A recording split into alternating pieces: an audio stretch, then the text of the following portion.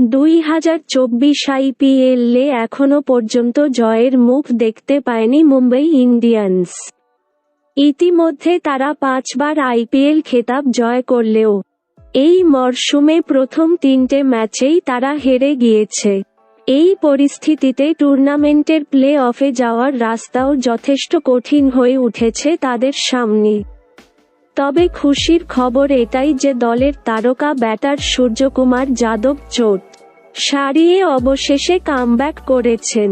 গত দক্ষিণ আফ্রিকা সফরে 3 ম্যাচের টি20 সিরিজে ফাইনাল খেলতে নেমে গোড়ালিতে চোট পেয়েছিলেন সূর্য।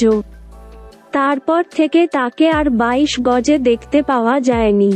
তবে এবার সূর্যের প্রত্যাবর্তনে মুম্বই ইন্ডিয়ান্সের প্রথম একাদশ যে আরও শক্তিশালী হবে তা নিঃসন্দেহে বলা যেতেই পারে।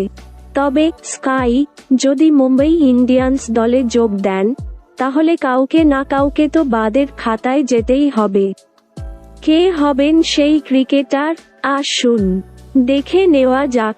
সূর্যকুমার যাদব একজন ভারতীয় ক্রিকেটার।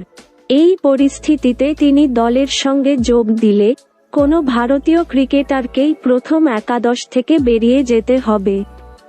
এই পরিস্থিতিতে আশঙ্কা করা হচ্ছে দলের প্রথম একাদশে একেবারে খাদের কিনারায় দাঁড়িয়ে রয়েছেন তরুণ ক্রিকেটার নমন ধীর।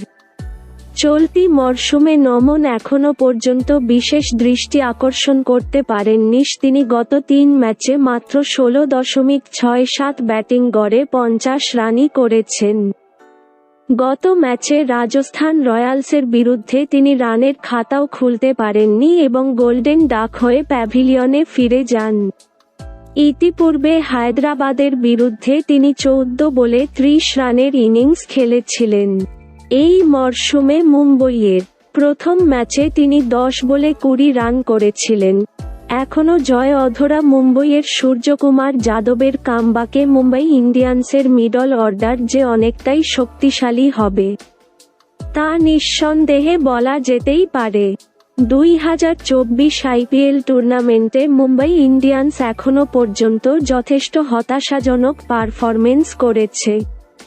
তারা এখনো পর্যন্ত 3টে ম্যাচ খেলেছে এবং 3টেই হারতে হয়েছে।